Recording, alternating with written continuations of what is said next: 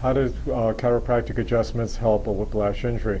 Many times in a whiplash injury we have a loss of range of motion or a pinched nerve, and chiropractic adjustments can help both with range of motion, adding mobility to the various joints of the cervical region, and help with range of motion. Also, if a nerve is involved, taking some of the pressure or taking some of the muscles that are tight around the nerve area and helping relax those muscles will help with the pain in the cervical region due to a whiplash type injury. I'm Dr. Michael Sofer from Central Florida Injury